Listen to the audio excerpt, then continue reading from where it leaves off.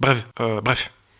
Demain, on est le 8 mars. Le 8 mars, c'est la journée internationale du droit des femmes. Et comme c'est important d'en parler, on s'est demandé de quoi on allait parler. Au début, on a pensé à notre dernière enquête qui dit que il y a 4250 femmes dans les formations des services d'automobile, soit 23% de plus qu'en 2023, 2 fois plus qu'en 2017, avec de belles progressions en carrosserie peinture et maintenance moto. C'était clair, net et précis, on était fiers de nous. On s'est tapé dans la main, du coup j'ai renversé mon café, Léa, ma collègue, s'est foutue de moi, elle a dit que les hommes ne savent pas faire deux choses en même temps. Je me suis demandé d'où venait cette affirmation.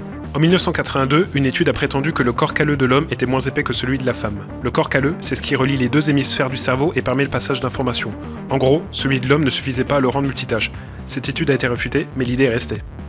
En vérité, j'ai juste été maladroit, et Léa en a profité pour entretenir un cliché. Mais elle n'a pas apprécié que je dise ça, donc elle nous a montré ça. C'était une publicité automobile. En fouillant internet, elle a aussi trouvé ça, et ça, qui est une parodie de ça, pour vendre des voitures d'occasion.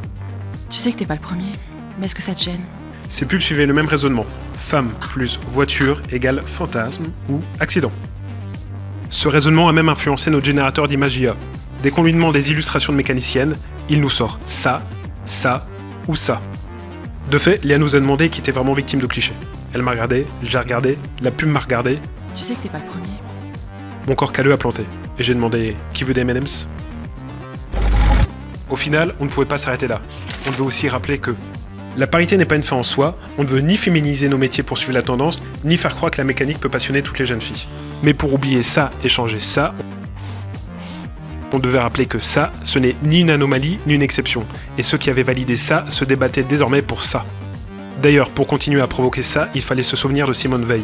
Ma revendication en tant que femme, c'est que ma différence soit prise en compte, que je ne sois pas contrainte de m'adapter au modèle masculin.